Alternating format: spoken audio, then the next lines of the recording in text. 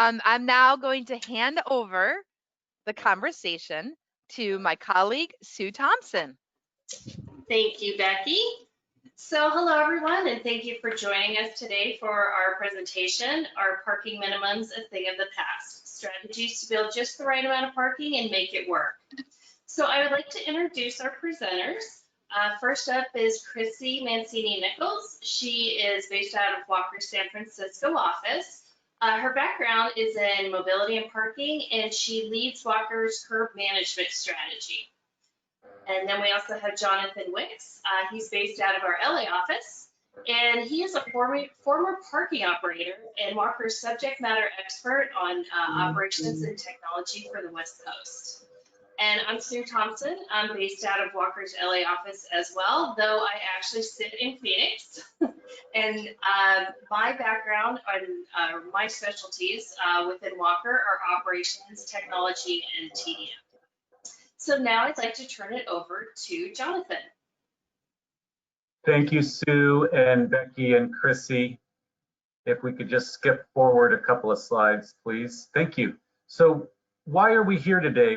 Some of the things we want to talk about is right-sizing parking. Parking is not going away anytime soon, but the way that we use parking is changing, and the way that we can use the space that's dedicated to parking to better serve the return to commerce, the resiliency of our neighborhoods and communities, future planning and preparation. Let's make the best and highest use of the space and the built environment we have around us. So we'll go through a number of points today, including some toolkits and case studies.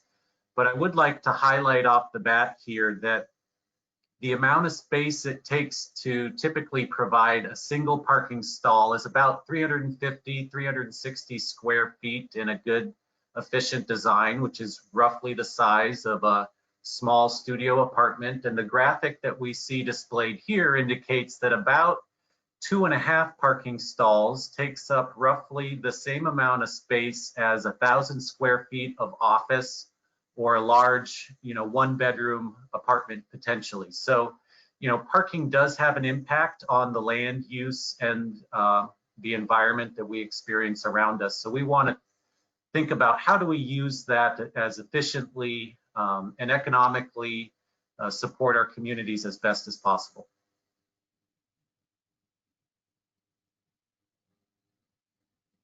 So why are we talking about parking minimums? Are parking minimums a thing of the past? Off-street parking requirements.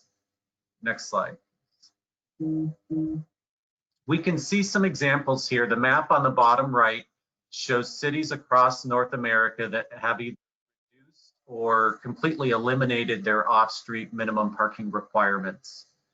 Chrissy will talk more later. She recently published an article in the ITE Journal, which is a traffic engineering journal and industry trade paper. Are parking minimums a thing of the past? In California and other states, we're seeing a shift for level of service based traffic engineering calculations for new development to a vehicle miles traveled, a VMT method.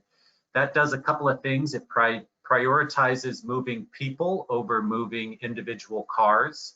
And it's an attempt to make a better space and better use out of infrastructure, what we have to spend money to build, but also takes a lot of money to maintain over time. So are we overextended potentially in certain areas? Are we really contributing to the wealth and growth of the neighborhoods, all residents of neighborhoods can benefit from? So we see some pre-COVID activity here. Bottom right is a map of dockless vehicles, e-scooters, e-bikes, potentially that have spread across the country. We are seeing a return of e-scooters now in many cities across the country. Certainly airports saw a large impact to their parking demand and the consumer traveler behavior. More people were taking ride share, Uber and Lyft rides to and from airports, which kind of transitions, and the ride share phenomenon in general transitions a vehicle, accommodating space for a vehicle that's stopped versus accommodated space for a vehicle that's in motion. Cars that were parked previously, Uber and Lyft drivers are now on our street network, circulating, adding to congestion and emissions. And the map on the left is just an example of 2 parking garages in San Francisco and how the parking activity over the last 8 years or so has transitioned to more ride-hail activity, at least in pre-COVID levels. And we want to talk a little bit about what we're seeing now as well. Next slide, please. So AVs, David Hasselhoff and Kit were ahead of the curve. Autonomous vehicles are coming, depending upon where what information you're getting. Some proponents like Elon Musk and Tesla are much more bullish on this reality versus some of the OEM and consumer car producers, which have actually experienced some setbacks in the last several years. And I think in general, the industry is acknowledging how difficult and complicated of a process this is. So in reality, I think our current projections are showing potential saturation points for autonomous vehicles are still 35 years away. And so if you think about a parking structure, a reinforced concrete and steel structure of an asset having a life expectancy of 50 years or more, anything that's being built now, anything that is being retrograded, or if you're thinking about adaptive reuse, how can we think about and plan parking now that allows for the best chance at economic success in the future? So these are some areas where we saw parking impacts prior to March of this year. Hotel business travel and business travel in general for rental cars is down. I think it was about 24 months ago where we saw nationwide business travel receipts for Uber and Lyft surpassed rental car and taxi receipts. So ride hail for many people is the preferred method of travel on business.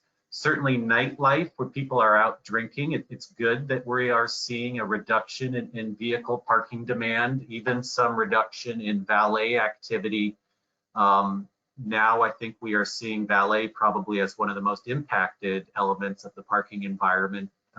When people are returning to work and commerce, we're seeing a preference from some to drive alone, and that's impacting airports as well. And there's ways to manage that parking supply, and sporting events, other events where people are either paying a lot for parking or drinking. The trade-off is an alternative way to get to that event.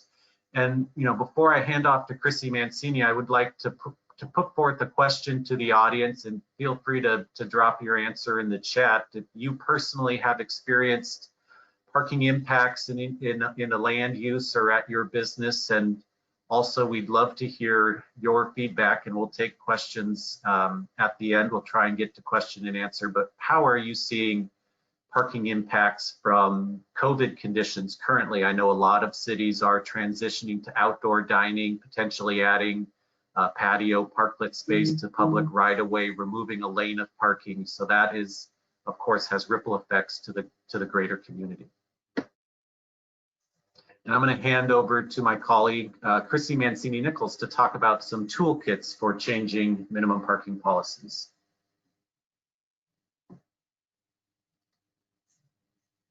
All right, thanks, Jonathan. So first, I want to just talk about how at Walker we study parking supply and demand. We have what's called the shared parking model, which we developed with the Urban Land Institute. And this model takes a data and science approach to understanding a recommended parking supply for a specific development. It's based on thousands of pieces of data across the country for many different land uses. And when a project applicant is pushing through a project through a city, they would come to us and ask, what is the right recommended supply of parking, and how should we supply parking to that site? So we just took a random sample from we sent out an email to our colleagues and said, send us some of your shared parking model projects. We want to look at what the code recommended versus what our shared parking models recommend. And just for these 15 projects, and this is not scientific whatsoever, but the code required 13,000 more spaces than our recommended supply. And this is all across the country. Now that's a lot, that's a big difference. Typically we see about a 20% reduction in what we recommend versus the code. But again, even at 20%, even if it's, say $20,000 per space, that's millions of dollars then that is spent on parking that could otherwise be spent on activities that have more economic development potential. And again, it's this, our shared parking model is based on the data, not just, we see so many codes where it's just, you need to have one space per 350 square feet of retail, or one parking space for every hotel. It's not really backed by anything that we see going on in the market. So next slide, please.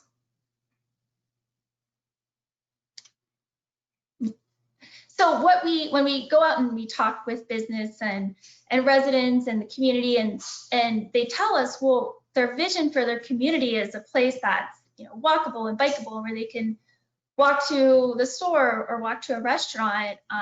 But when we see what's going on in their communities, it looks like a lot of parking, and a lot of parking that sits empty.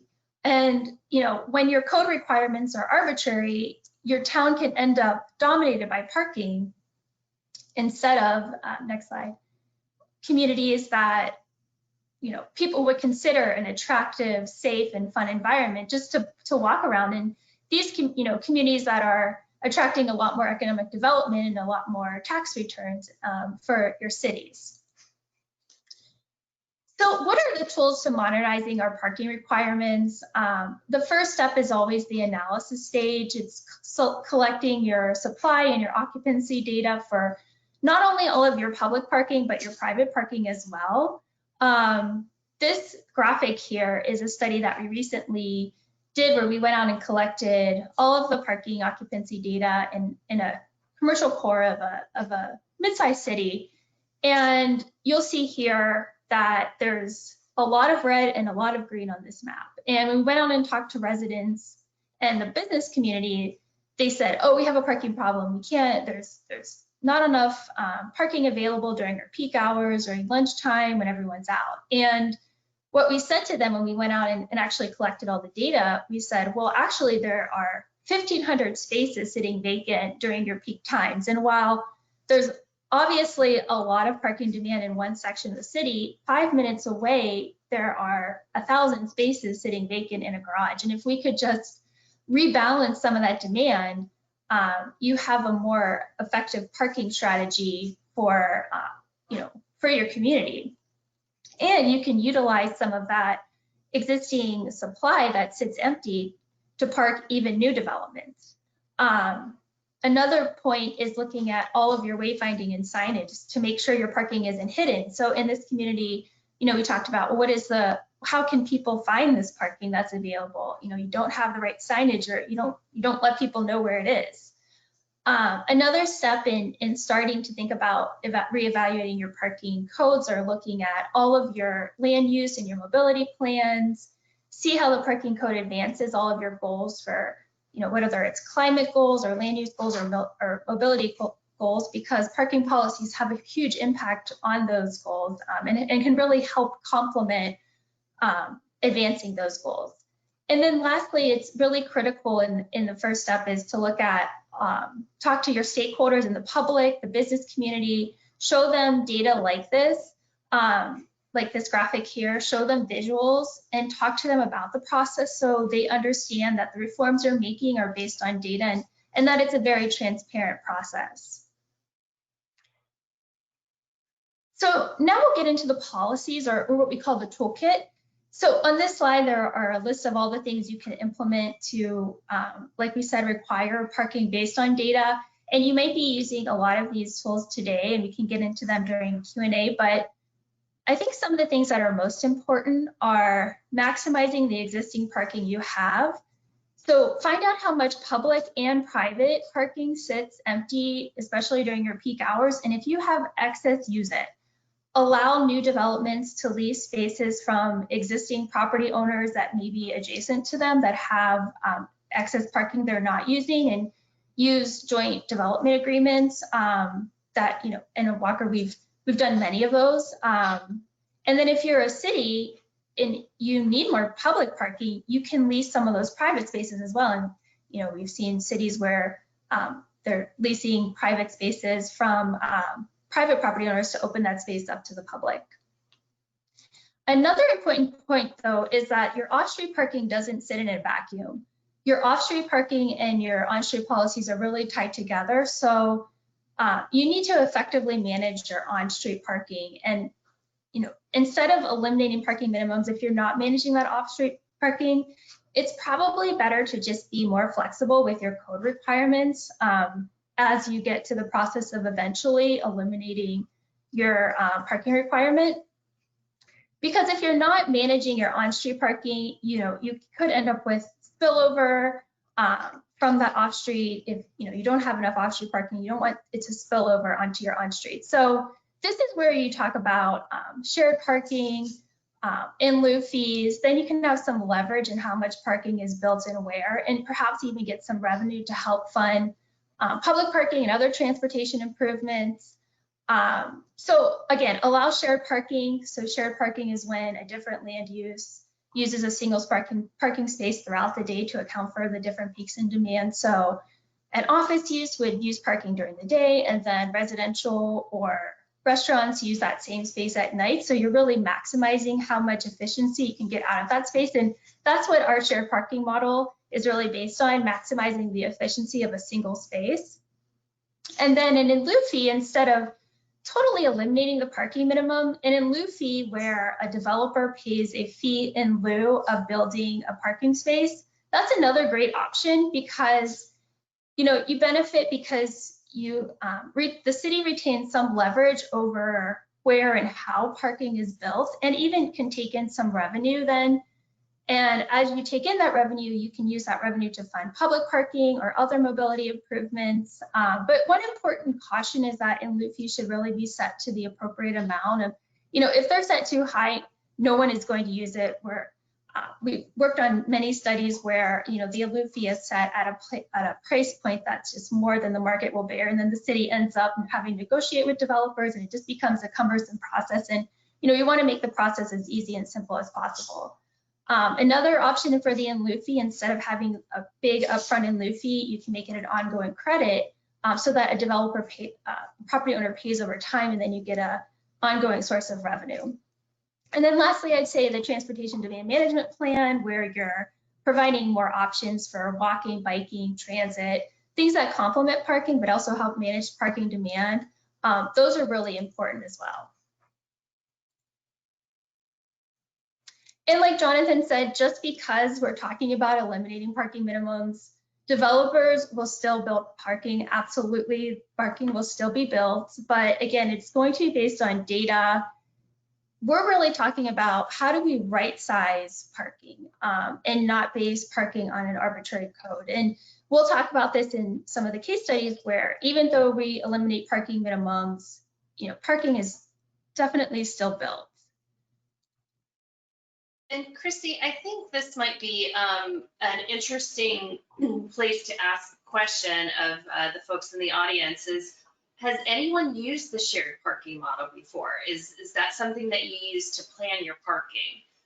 If you want to just put something in the chat, I think that would be interesting for us to see. FYI, Sue, we did not enable the chat, so people can put it in the question panel. We'll go ahead and use the question panel like a chat. And there are a couple questions. So if people, go ahead and re-ask your question, Sue. I kind of interrupted you.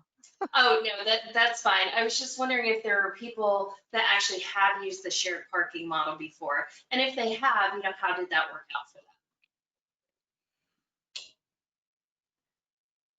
And then within the question panel, there's a couple comments from Gary. He talks about that in Lexington, this is to Jonathan's first question, that they saw a major decrease in visitor and transient parking, and it's not a huge impact yet in the monthly parking, but they've implemented curbside pickup and discounted fees for expanded seating areas in the right of way. Are you all, Chrissy and Sue, seeing a lot of temporary changes? Yeah, well, and we'll talk a little bit about that later. We're Okay, great. working with some cities on their COVID-19 reopening planning and how do we really repurpose that on-street parking for parklets, for outdoor dining, for retail space. So I think cities are just managing the process as people feel more comfortable even going out. It's, you know, making sure that they abide by all the public health requirements. So we're all learning as we go. Definitely. And I think one interesting thing is we're seeing, whereas before permits may have been required to put dining out on the street or to make parklets, I feel like cities right now are just allowing it to happen because it needs to happen.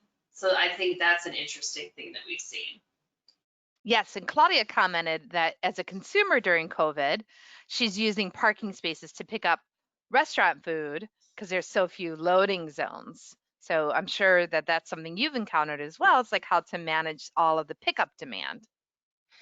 Yeah, in fact, outdoor dining space is, you know, something that we are seeing a lot of repurposing from the off-street parking to outdoor dining space. But those short-term spaces for pickup from restaurants or retail shops, those, when you talk to businesses, I think those even more are necessary right now, and probably will continue as we see, you know, what happens over the next year, or even as more people even purchase online and like maybe then just go pick up at the store and, you know, do a quick 5-minute pickup instead of going in. I think we'll see that continue. I agree. Great. And Garrett, we won't send out a copy of the presentation, but we will put the recording up publicly. And we do have a leave behind we'll be sharing as well. Great. So then Lyndon said the codes are not arbitrary. Do you have any comments on that? Yeah, so by arbitrary, I mean that at least I think a lot of cities have definitely put a lot of work and research and analysis into defining their codes, and we do that all the time. But some cities, you know, they've had codes that have been around for decades and they haven't updated them. So when I say arbitrary, that's what I mean. You know, if you haven't looked at your code recently, or, you know, as Jonathan said, there's so many changes now with Uber and Lyft and scooters and now COVID, that it just is worth taking another look to make sure that the code is based on demand in the market. Great. Heather Matthews asked, will the change in remote working being more empty spaces and thus help the fight for eliminating the parking requirements?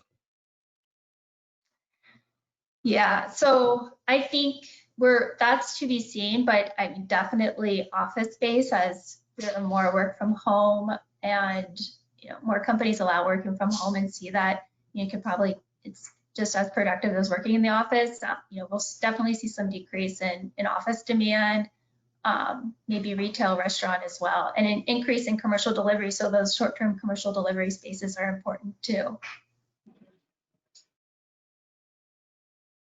Great.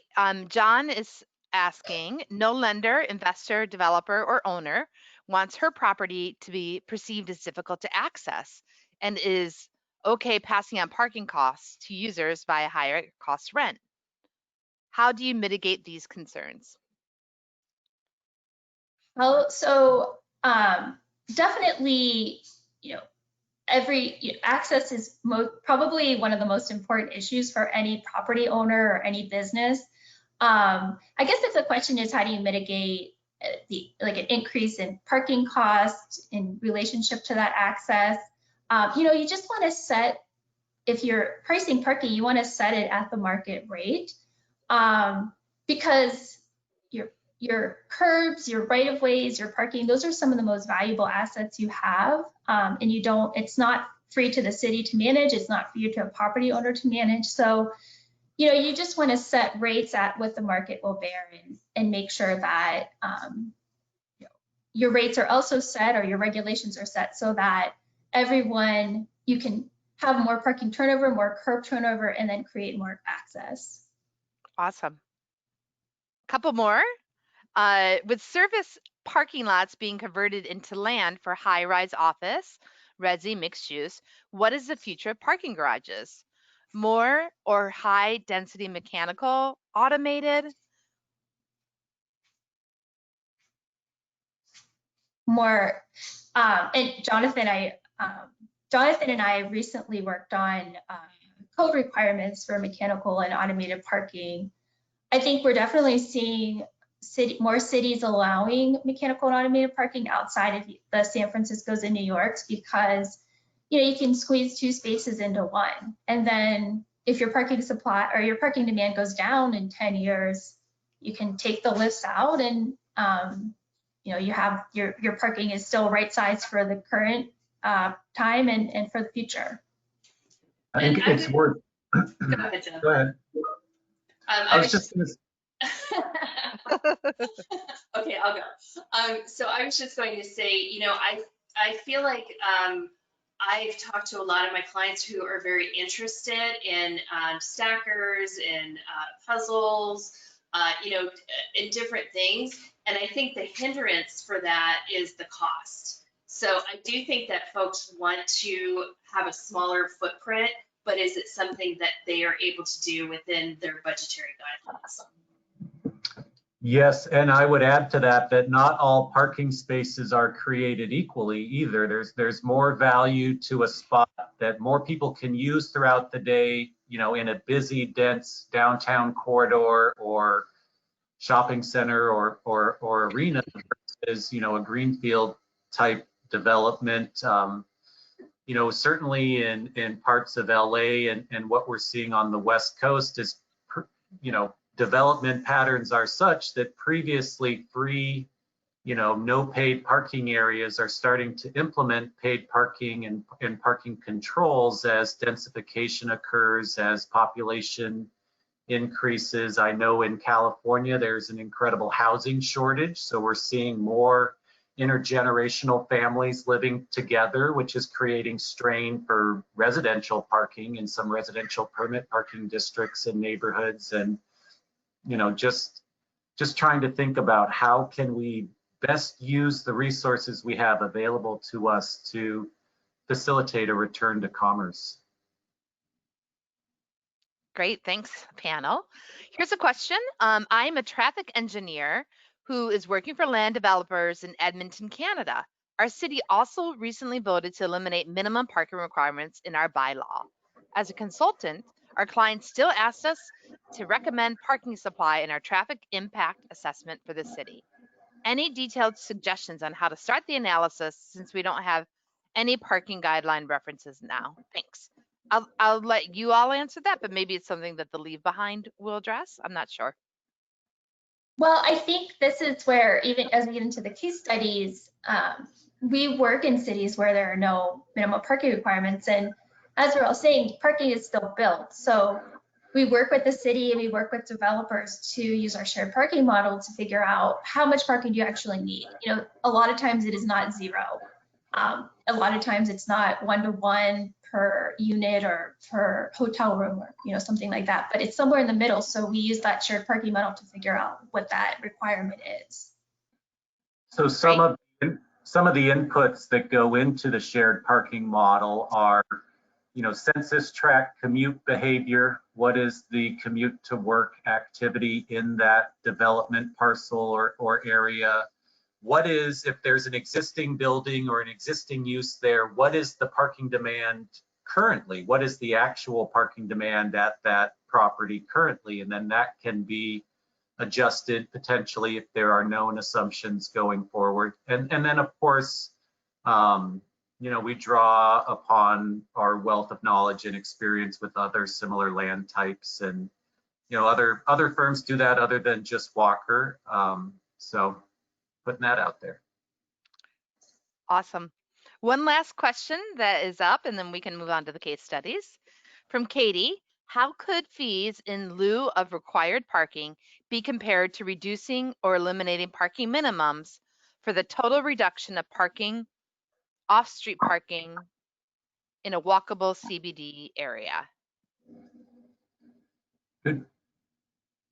Good question. So the in-lieu fee, the intent of the in-lieu fee, at least as I understand it, is that if a private developer doesn't have enough funding or the ability to build, not necessarily a parking structure or garage, but to provide parking themselves, they pay the in-lieu fee into a city fund, and then the intent, the stated intent of that in-lieu fee, and I think there are some legal requirements potentially that are connected to that as well. But the intent is to use that pool, to grow that pool of money as development occurs to provide parking. And historically, that has been to build structured parking, but that I've also seen cities use that to implement valet parking at times of the day at peak periods. So you're not necessarily building more parking spaces, but you are adding to the parking capacity by operational methods, by sharing parking between,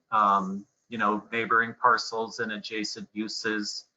I don't know if that totally answers your question. Chrissy or Sue, do you have anything to add to that? Well, the in-lieu fee, if a parking stall is, 25, 35, I mean, we now see $75,000 to build one stall, oftentimes the in-lieu fee is set at a much lower rate. So you're offsetting the cost of what it would be to provide that space from the developer. The developer is offsetting their parking costs. The city can retain some of that money then from the fee. And as Jonathan is saying, a great way to use that money if you're not building new parking is to maximize the parking you have through shared parking. And then, if you have an excess amount of private parking available in your city, you can use that in-lieu fee to then maybe lease some of those private parking spaces and open it up to public parking. So you have a revenue source to just more effectively manage your options for parking and provide not just the developer flexibility, but the city flexibility too, in how they provide public parking.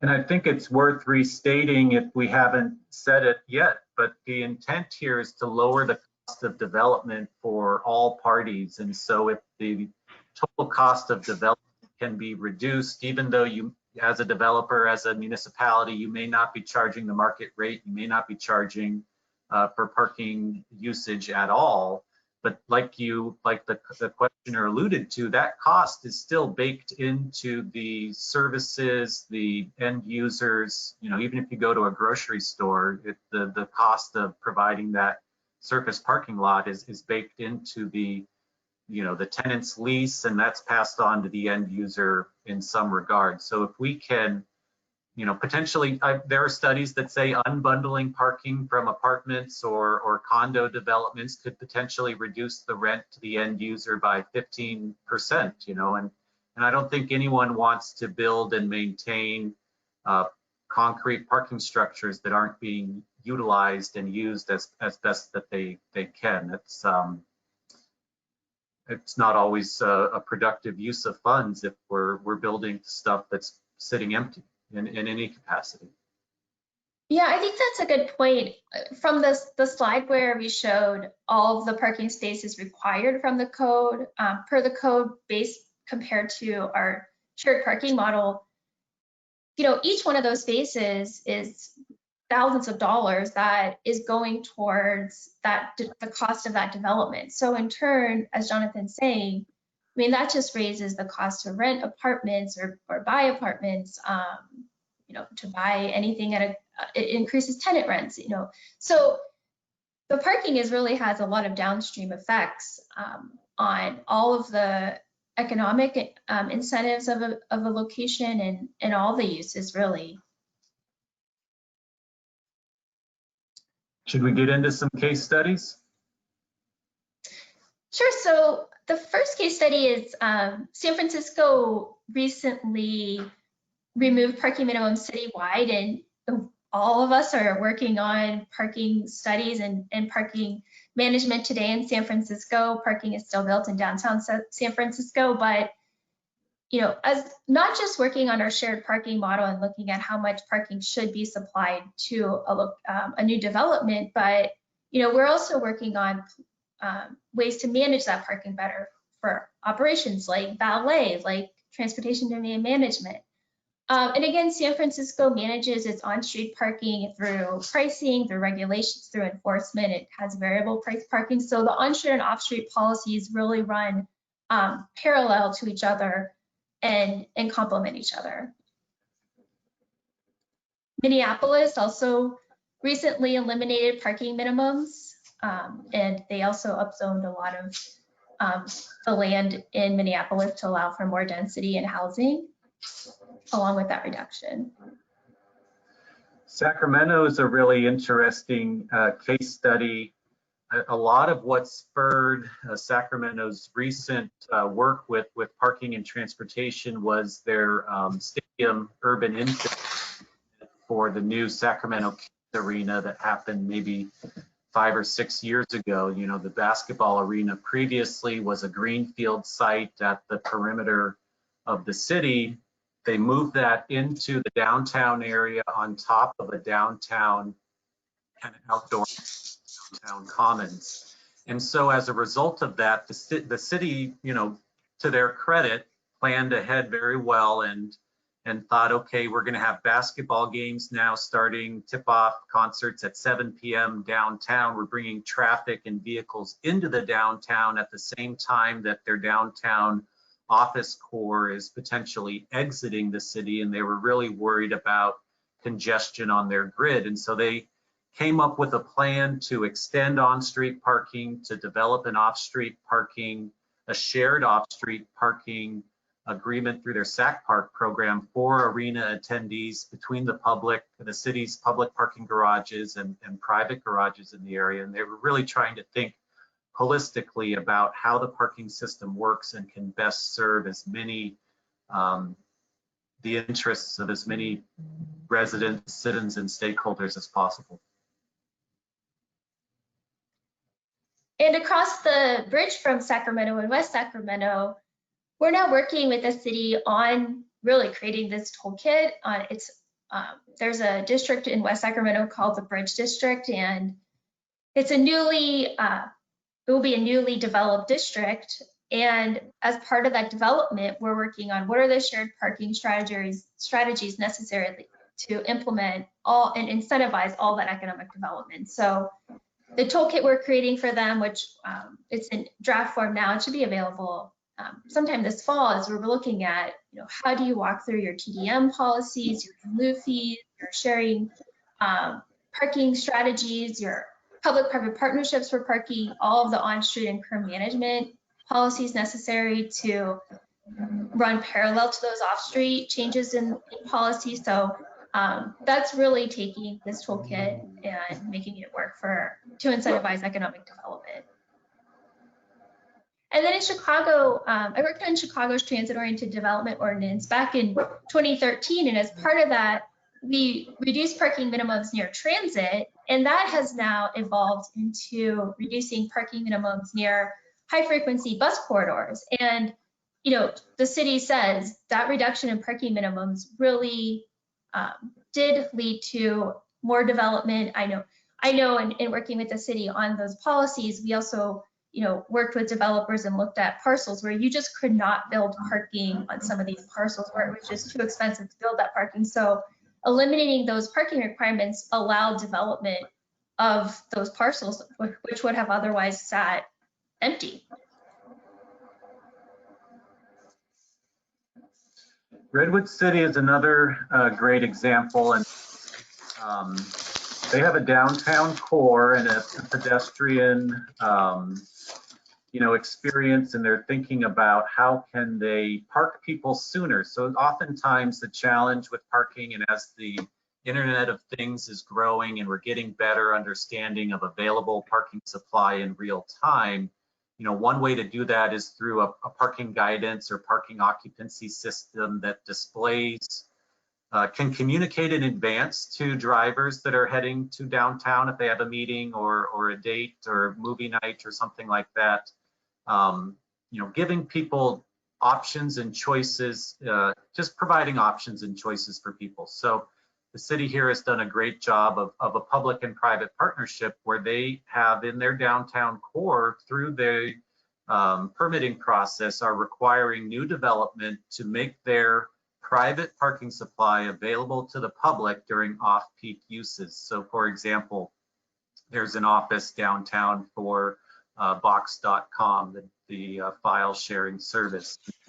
It's an office, it's a large office. The office users have their parking Monday through Friday, whatever, but then in the evenings and the weekends, they actually switch that garage on so it's the public can park there and the public can pay to park there, and the parcel owner, the owner still collects that revenue.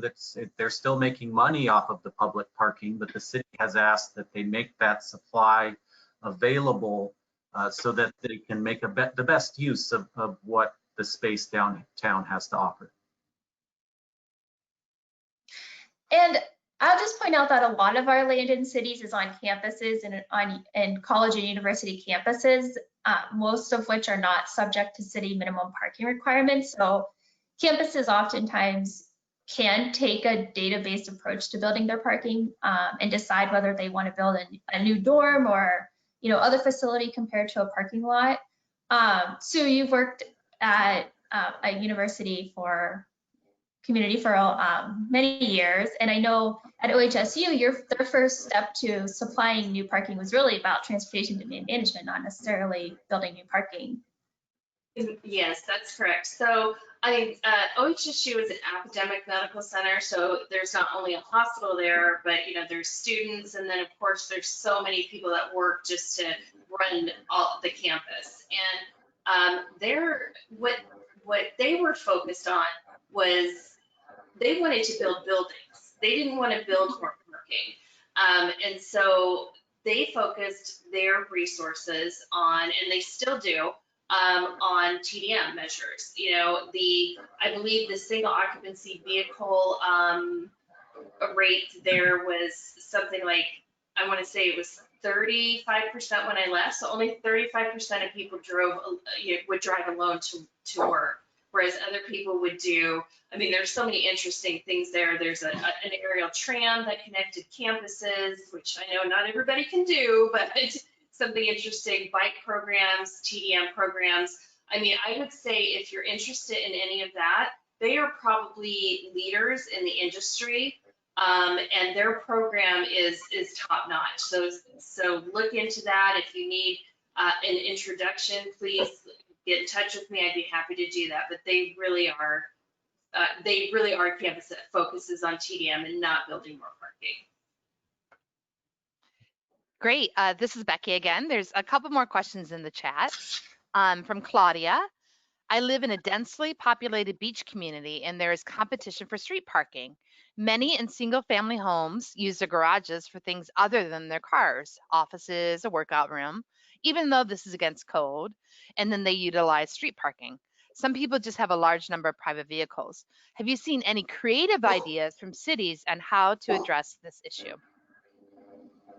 That's a great setup, Claudia. Thank you. That moves us right into our next talking points. And, I think it's certainly residential parking can be challenging. I know in the small beach city where I live, for example, they have residential permits, but there is no limit to the number of permits that a household can have, and all of those permits are charged at the same rate. So when we talk about demand-based parking programs, and I alluded to it earlier by saying not all parking spaces are created equally, if you have a parking supply in the core of your downtown where parking demand and activity is at its most intense, at its densest, it's utilized for 12, 16 hours a day, maybe it's worth charging a slightly higher rate in that area. With the intent here, of course, is to create hourly turnover for visitors and customers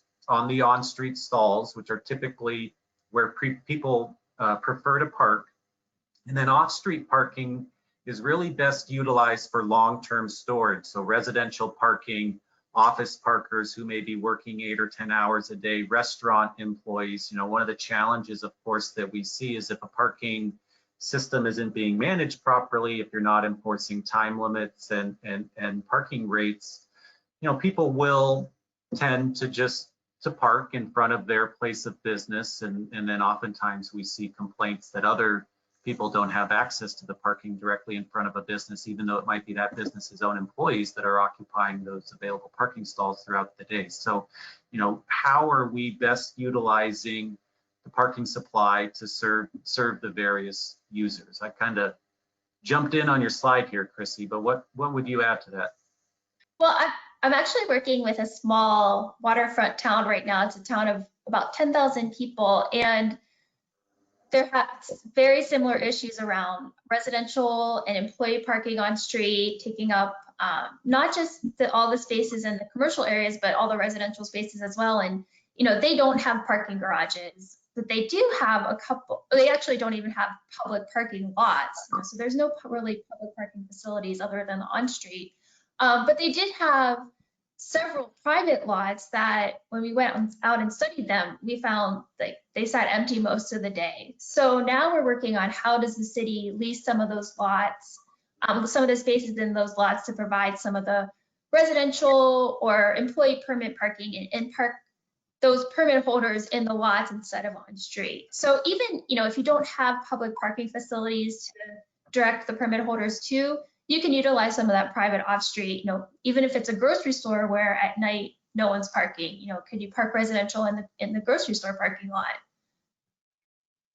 But as Jonathan said, great segue into our last few slides here, because we're stressing so many on-street policies and in fact curb management so much, because as we're talking about elimination of off-street requirements and all the spillover that could occur, you know, you really need to consider all the users that want access to the curb. That's beyond just private vehicles. You know, there's Uber, Lyft, scooters, parklets, commercial delivery. So having that parallel curb management strategy is important, especially, you know, we're really talking about transportation demand management too. So as you're implementing all those policies to really complement your parking policies and reduce your parking demand, you need that infrastructure at the curb to support walking and biking and transit. And these are some of Walker's curb management projects and resources. You know, we work with a lot of cities and other entities on curb management planning, from curb inventories and, you know, the on-street inventory to designing the spaces to accommodate all those users, the regulations, even around scooter regulations.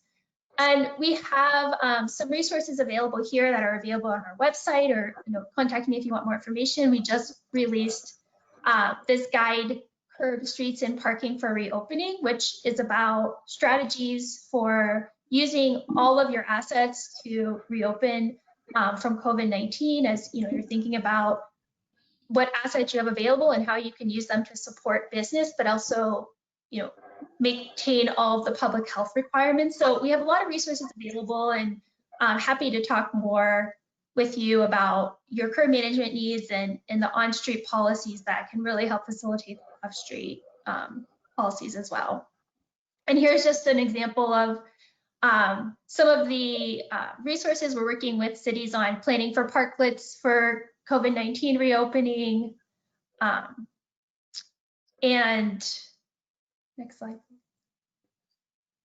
And here we, I just want to plug really quickly our curb management research project that we are, you know, just starting out.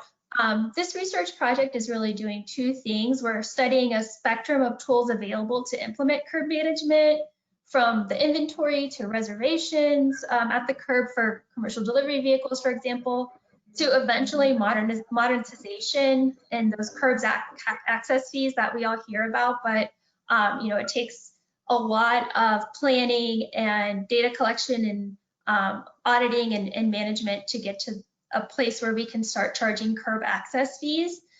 And there are just a lot of tools out there. So as part of our curb management research project, we're working to understand all the tools available and even to test them in cities to see what works to actively manage the curb. And we're also interested in partnering with cities to study your curbs, similar to work we've done for off-street passenger loading zones for Uber and Lyft. So our goal with this research project is really to create a curb design model and treatments for, how much curb length a certain location might need depending on your adjacent land uses for scooter parking or for commercial delivery pickup or, whatever it is.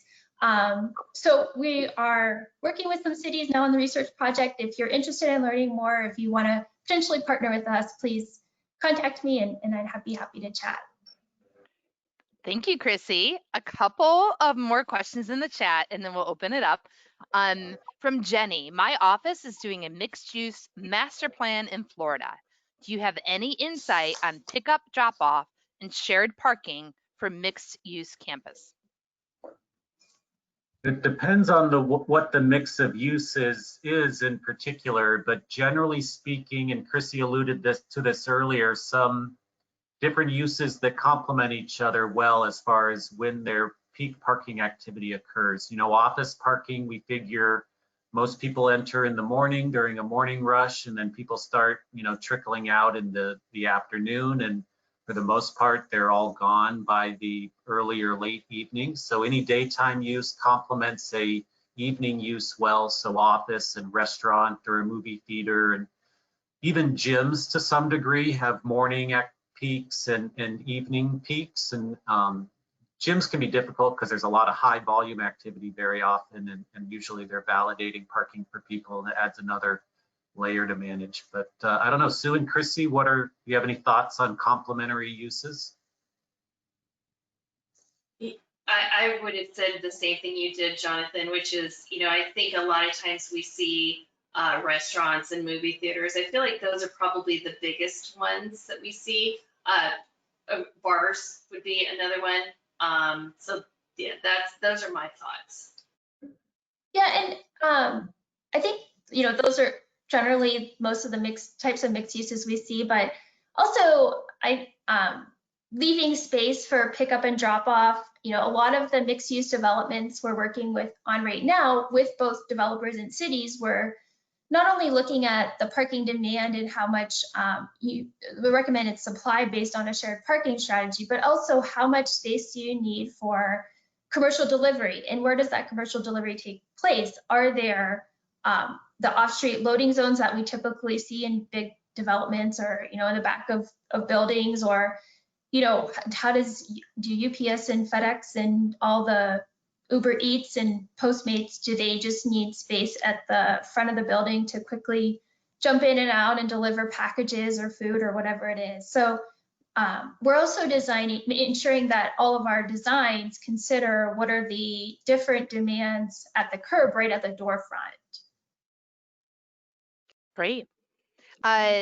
This is for you, Sue. Someone asked if you could share the name of that higher ed. Not sure if that's the name of the university or the person, but that was the request. So maybe that's something you can share. Sure. Yeah, go ahead. Sorry.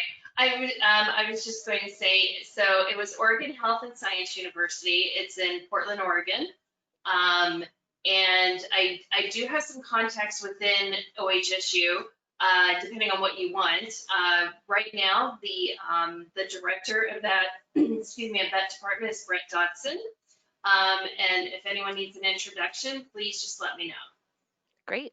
And you can see all three of our panelists' emails on the slide right now. And we have about 5 minutes left. So if there's any other questions, feel free to throw them in the question panel and we'll answer them. We're definitely open to them. I'll just add another thought on the mixed use concept. I think historically, when we look at minimum parking requirements, it's usually taken on a per business level. So if you have a mixed use center that had office parking, restaurants, maybe a hair salon or barber shop or yoga studio or something like that, the traditional planning approach is to take each one of those individual businesses and assign a minimum parking requirement to each of those individual businesses. Well, when you have a mixed use type of development, you can apply what we call a park once approach. And so it's very real, not everyone, but it's very realistic to believe that someone at that office is going to go downstairs to the hair salon or to the restaurant, and they won't take their car and park a second or third time. They'll be parked for their office trip all day long, and they might walk to other, tenants on that property. And so the shared parking model says, well, some percentage of users at this parcel, not everyone's going to drive themselves. So what's the rate of people that drive alone? What's the rate of people that carpool, or that, people that get dropped off? So we're trying to look at all of that activity that's occurring and take each business on an individual level and then compile them together and look at the activity that they're generating, the parking generation that is occurring for them as a total, and trying to apply savings there when feasible. Great. And I just want to quickly interject that we do have a handout. If you look in that panel, on mine, it's on the right-hand side, and the handouts are in the middle, and you can go ahead and download it. Panelists, could you tell them what's included in the handout? So this is our mobility curb management one-pager. So this is a handout that just talks about all the demands for on-street spaces and the right-of-way, and really how you can start to manage some of those demands. We have a couple case studies in there as well. And I think we're all happy to answer questions on that even after the webinar is over. If you have them, please send us an email.